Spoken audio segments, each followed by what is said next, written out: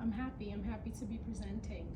So, my name is Patrice Garrison, and today I am excited to discuss child development and how specific treatment modalities can significantly enhance developmental outcomes. So, as a former school social worker and director of special services, as well as a current board certified behavior analyst, I do see the importance of early intervention and using evidence-based treatments. So equipping families and educators with the resources and strategies to help individuals live their best life is incredibly important to me. And so I'm excited to share this information with you all today. So here is a brief overview of what we will cover tonight. To start, as I briefly mentioned in my opening slide, I'm a board certified behavior analyst. They're also known as BCBAs, and what we do is we're healthcare professionals where we study patterns of behavior and create individualized plans to help clients thrive. But in addition to that, I also was a social worker for many years, providing counseling for littles all the way up until high school, right? And also, I am a clinical manager currently. I work with children diagnosed with autism, and I oversee all the clinical practices and the individualized treatment plans. I have history of working in home as well as clinics, also with 3-year-old all the way up until 30, 40-year-old individuals. I'm also a public speaker and a mother to an 18-year-old who will be graduating from Lawrence High School in a few weeks, and I cannot wait. And so I started my schooling right from high school, but I've been in school and being a parent, so I've been building the plane while flying it, and so I'm happy that he is graduating and going off to college. So, child development is one of my research passions, and to that point, let's talk about it. Let's talk about child development. It refers to physical, cognitive, and emotional social changes that occur in children from birth through adolescence, and child development can be influenced by many things: genetics, environmental factors, cultures, and experiences. There are 4 major domains of child development, which include physical, cognitive, emotional, and social. Physical development includes gross motor skills such as crawling, walking, but also fine motor skills like grasping things, as well as brain development. Cognitive includes things such as memory and attention, language acquisition, which includes that babbling that we love, and also understanding things such as abstract thought.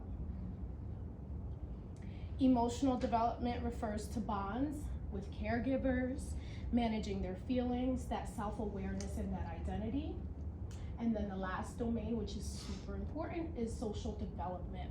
Right? So that social development pertains to the learning norms and behaviors through interaction and peer relationships, and that's where they also develop that identity part. In addition to the 4 major domains, there are also stages of development, and so we're going to go over those 4 stages. Infancy, 0 to 2 years. This typically includes rapid physical growth, that attachment to primary caregivers where they don't want you to leave, they start crying when you leave the room, you're so important to them, right? And also, this is when you'll hear their first words, simple gestures, as well as that sensory motor exploration where they're exploring things with their senses and with their touch and their interactions. Then we move into early childhood. That's 2 to 6 years, right? That stage is when language development explodes. That's when you start hearing those words. They start to form their own perspectives. It's really exciting to watch. A child begins to understand rules and social roles, which is very important as they go on and explore the world. There are two more. We love our middle and childhood years. I worked in a middle school for years, and one of the most challenging age groups. And why is that? Because here is where they start to take things a little more seriously, right? That self-concept, that self-esteem. They also have an attraction to their peers and are easily influenced. So it's like, why can't I? If my friends can do it, why can't I? That's where we see that in middle childhood. And then the last stage is adolescence. That's when puberty comes into play, hormones, acne, that critical thinking is forming, and they are really starting to understand things without concrete examples like love and freedom. And so these are our 4 stages of development. Now that we've reviewed all of them, for the purpose of this presentation, we're going to focus on infancy through middle childhood. We'll focus on diagnoses that may cause challenging behavior, and then we'll also focus on treatment modalities. I've been talking a lot, don't worry, I have some videos to break it up. But let's look at some common diagnoses, mental and behavioral health, in children ages 0 to 12. This can include a range of developmental, emotional, and behavioral conditions, right? So we have listed here attention deficit hyperactivity disorder, also known as ADHD, autism spectrum disorder, anxiety, depression, oppositional, also known as ODD, and intellectual disabilities, just to name a few.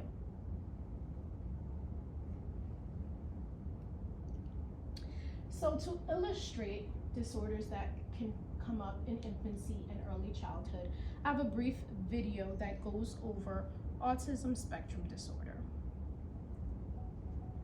Autism spectrum disorder is what we call a neurodevelopmental disability or neurodevelopmental disorder, meaning that it's a difference in the way a person's brain takes in and processes information.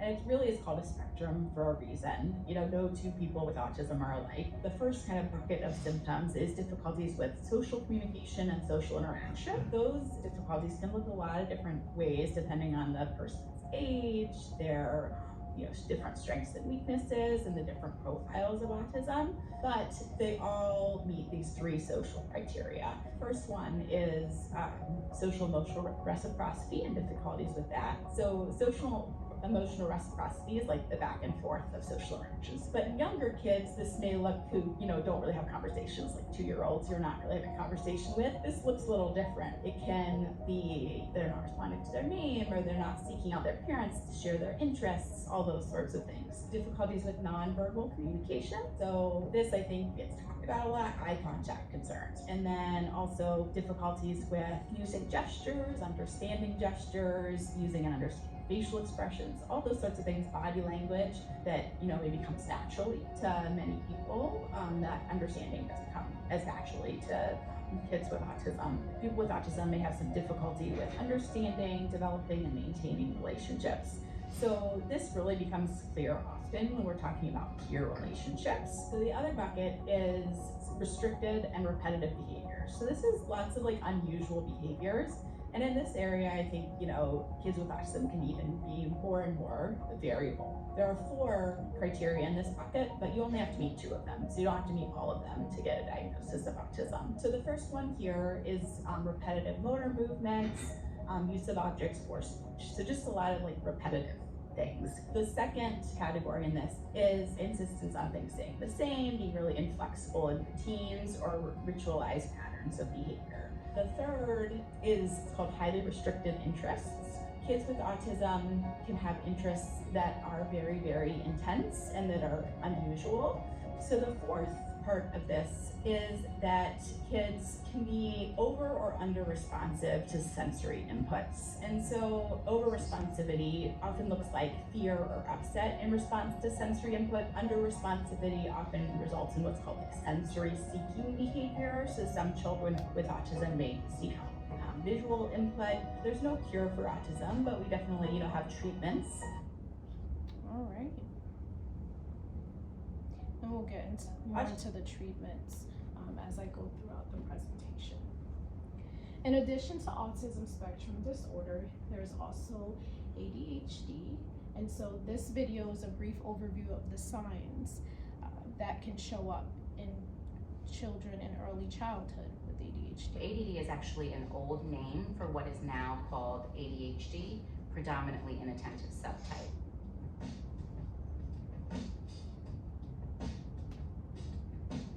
So we have ADHD predominantly inattentive subtype, predominantly hyperactive impulsive subtype, and a combined subtype. The symptoms of inattention look like distractibility, daydreaming, some disorganization, so seeming to be off task, seeming to be behind because they're not fully attending. With inattention, a lot of times these kids are not noticed actually right away because they don't cause any real trouble.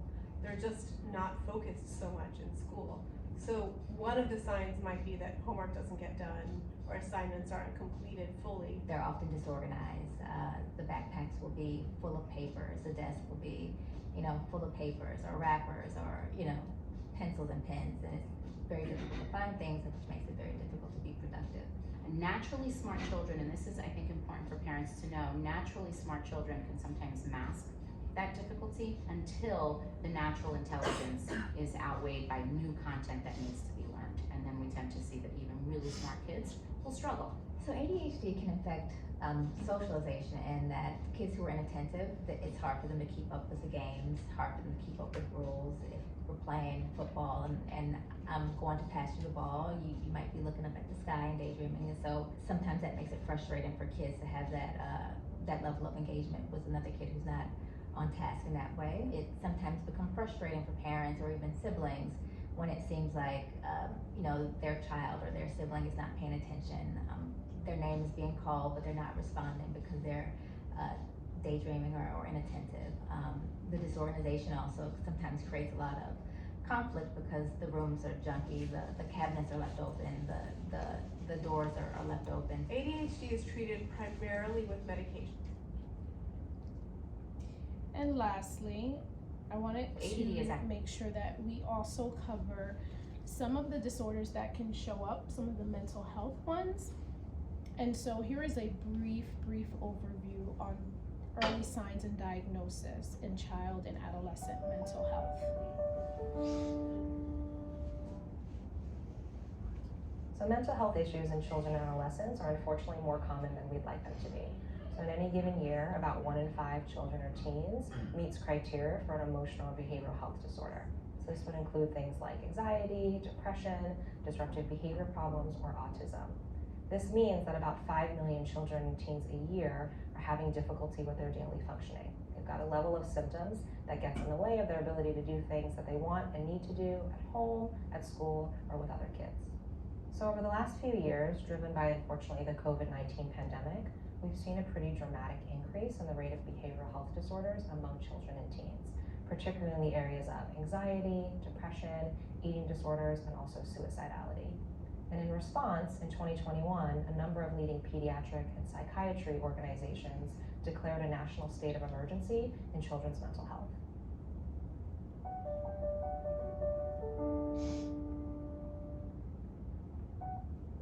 Okay.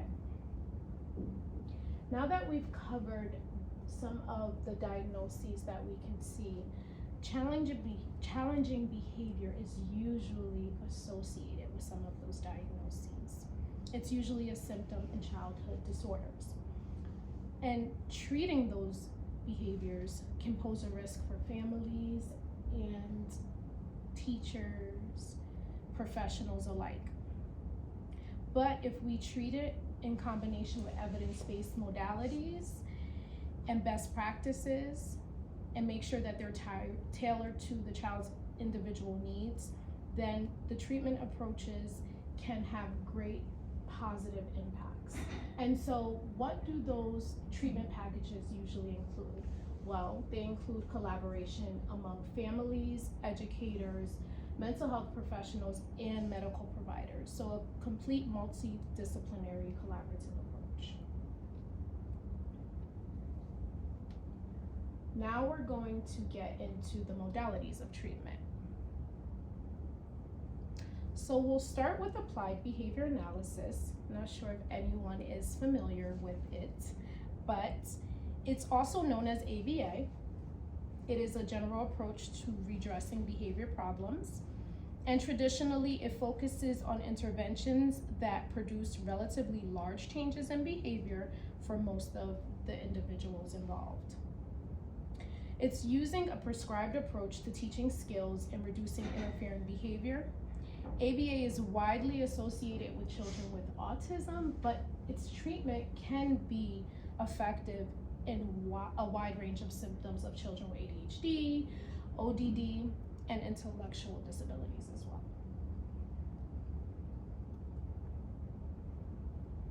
This is a brief video on applied behavior analysis. I think this video does a great job at explaining what it looks like.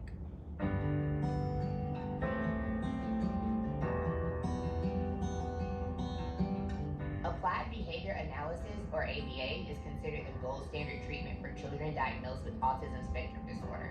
It's a science that focuses on the relationship between behavior and the environment to help teach new skills and reduce challenging behavior. Ultimately, it can help the client live a more independent, fulfilling, and happy life.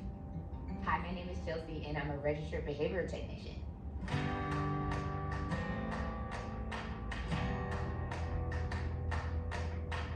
Board Certified Behavior Analysts, or BCBAs, work directly with families to create an individualized behavior plan for each client that targets specific goals related to social communication and interaction, as well as limiting restrictive, repetitive behavior.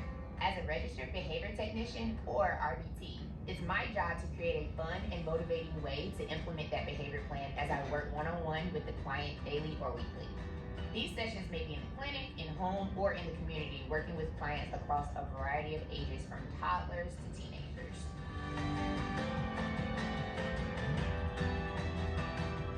So on an average day, I'll meet with the client family upon check-in. I'll check in with the caregiver about how the day is going and learn any relevant considerations of the day's session. Next, we usually stop by the toy library to pick up some reinforcers, which are external motivators that we as clinicians can use to reinforce certain behaviors that we are working on in each child's individualized plan of care.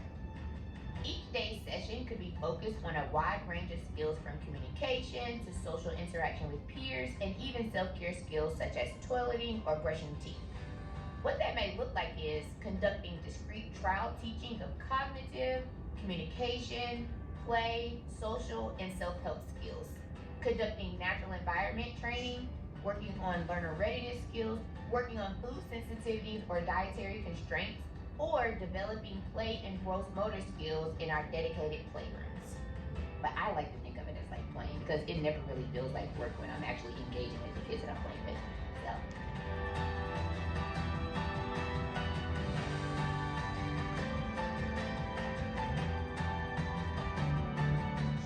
The role of the RBT is not always easy.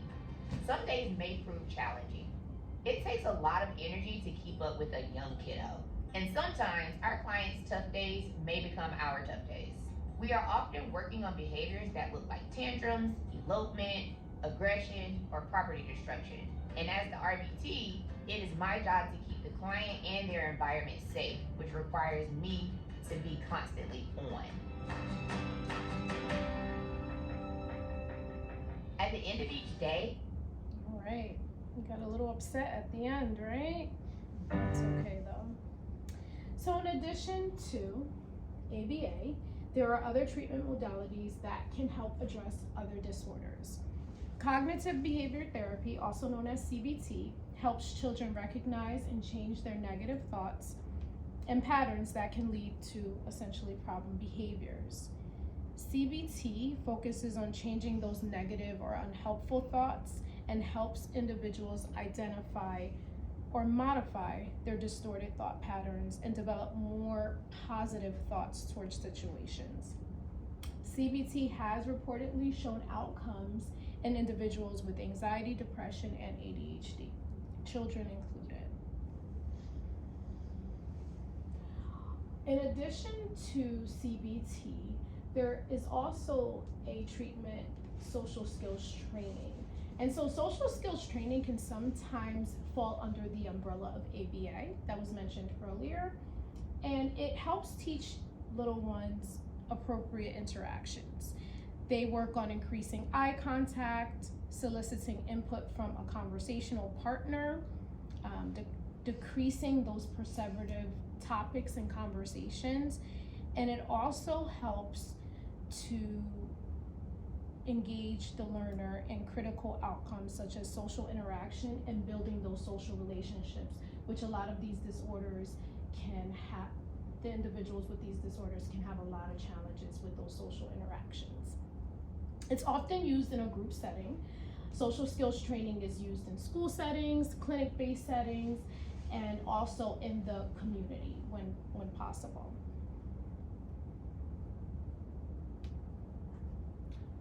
Trauma-informed therapy is something that has become more popular and more utilized in present day.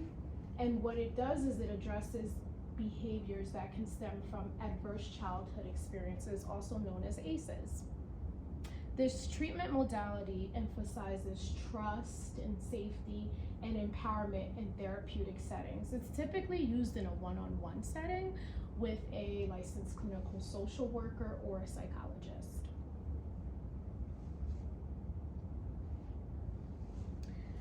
Medication management. And although medication is not always a fan, especially when using it with children, at times when it's used alongside therapy for conditions such as ADHD, anxiety, and mood disorders, medication is a treatment modality that, although it requires close monitoring by a psychiatrist with the appropriate treatment package, including individualized therapy, it can be very effective.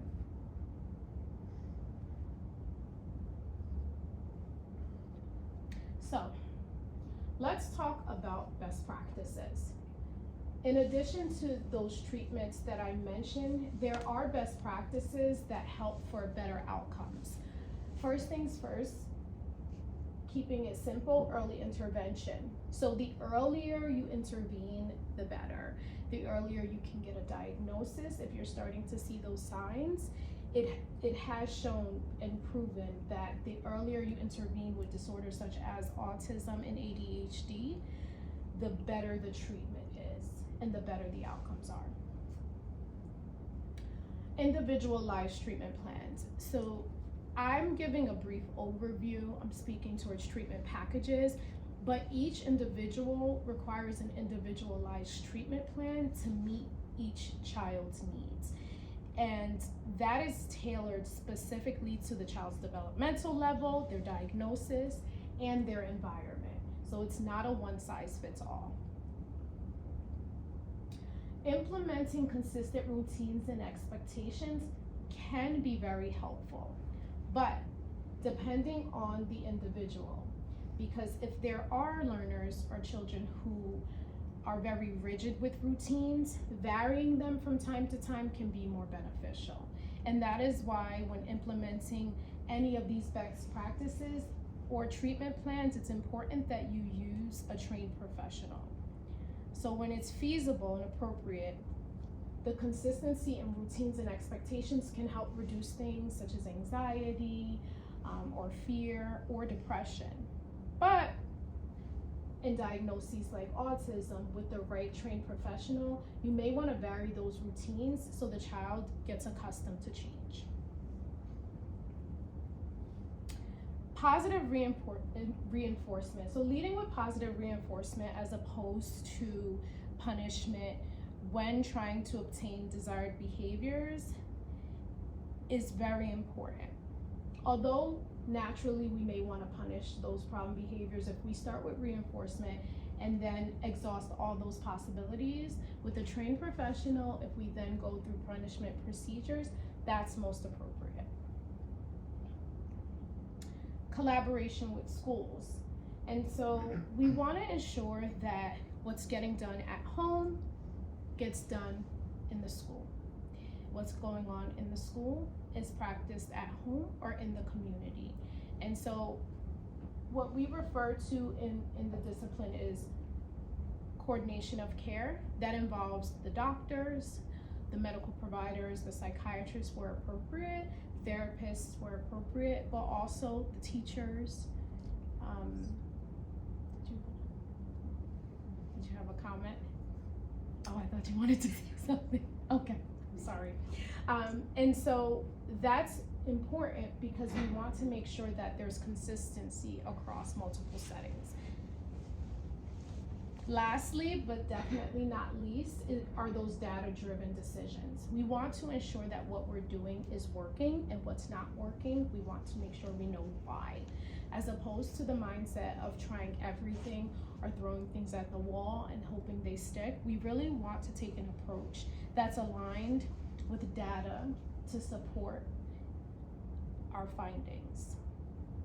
And so data analysis includes data collection, visual analysis or graphs to review how the child progresses, and decision making.